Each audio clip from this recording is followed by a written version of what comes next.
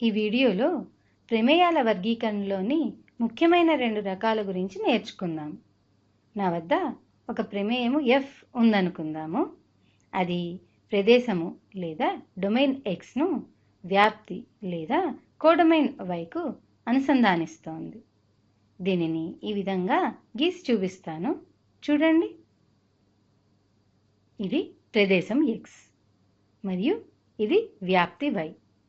చూడండి, ఇది ఒక మూలకం. దీనికి ఒక ప్రతిబింబాన్ని గీస్తున్నాను.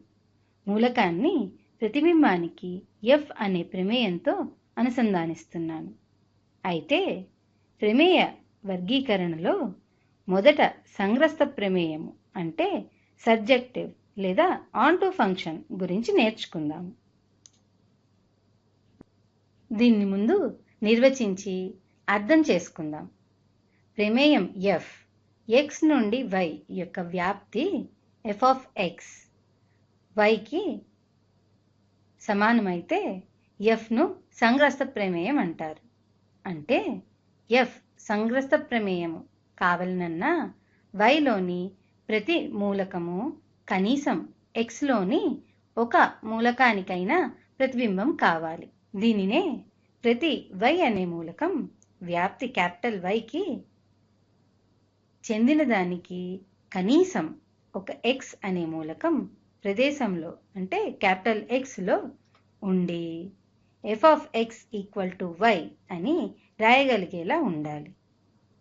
దీనిని ఉదాహరణతో అర్థం చేసుకుందాం. వ్యాప్తి Y లోని మూలకాలను a, b, c, d అనుకుంటాను. అలాగే ప్రదేశం X లోని మూలకాలను 1, 2, 3, 4 అనుకుంటాను. ఇక్కడ ఒక ప్రమేయం Xని Yకి అనుసంధానిస్తోంది అనుకుందాం.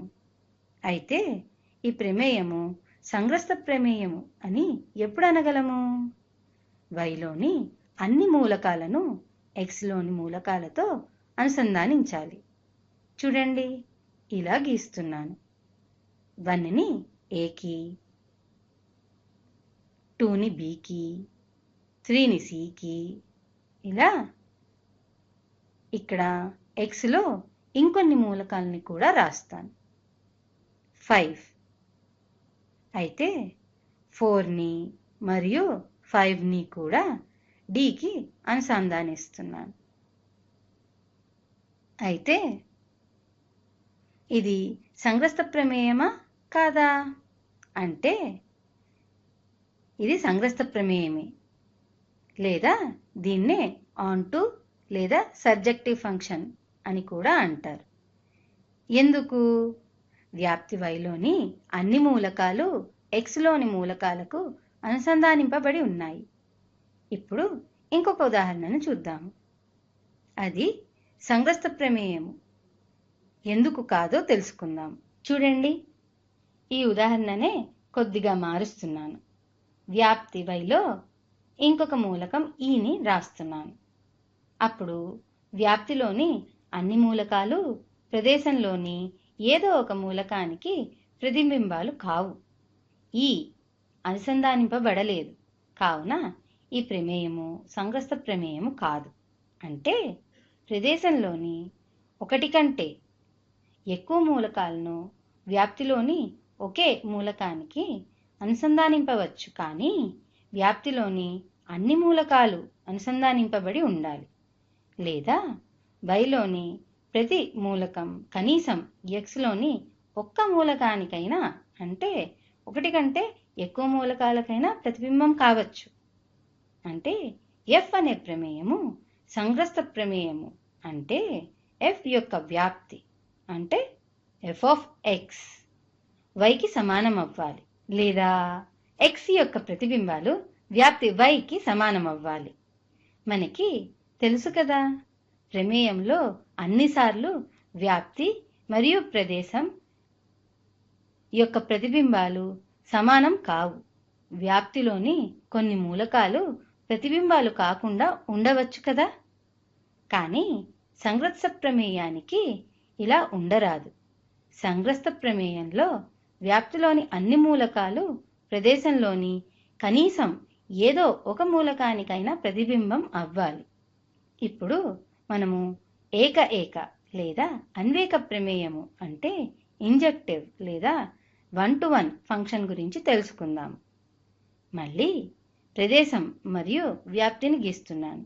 చూడండి, ఇది ప్రదేశం x, ఇది వ్యాప్తి y.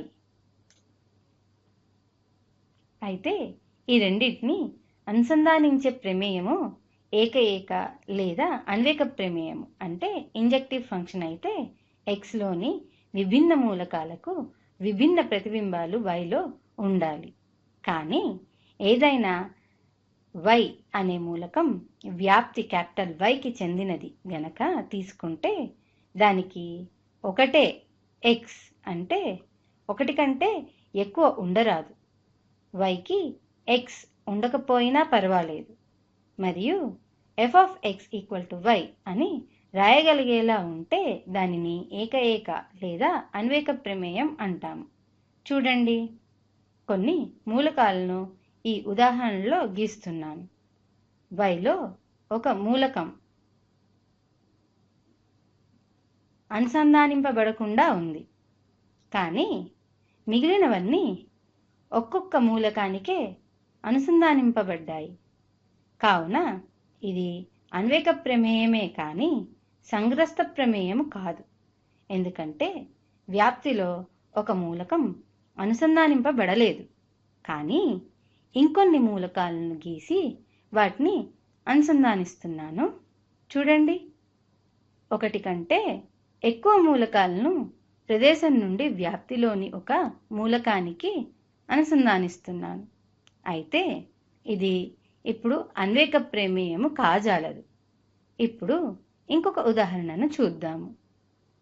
ఇంతకు ముందు రాసిందే చూద్దామా? ఇక్కడ ఈ అనే మూలకాన్ని వ్యాప్తికి చేర్చితే అది సంగ్రస్త ప్రమేయము కాకుండా పోయింది కదా. అయితే ఇది ఏక లేదా అన్వేక ప్రమేయమా అంటే కాదు. ఎందుకంటే f(4) మరియు f(5) రెండూ కూడా డీనే కనుక ఒక మూలకానికే అంటే డి ప్రతిబింబం కావాలి.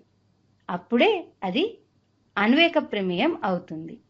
ఈ ఉదాహరణను సంగ్రస్త మరియు అన్వేక ప్రమేయంగా మార్చాలంటే ఏం చేయాలి? 5ని ఈకి అనుసంధానించాలి. 5ని డికి అనుసంధానించినది కొట్టేస్తున్నాను. చూడండి, ఇప్పుడు ప్రతి మూలకానికి ఒక్క ప్రతిబింబమే ఉంది. కావున ఇది అన్వేక ప్రమేయము. అలాగే వ్యాప్తిలోని అన్ని మూలకాలు అనుసంధానింపబడి ఉన్నాయి. కావున ఇది సంగ్రస్త ప్రమేయము కూడా. ఈ క్రింది ప్రశ్నలను సాధించినట్లయితే మీకు మరింత అవగాహన వస్తుంది.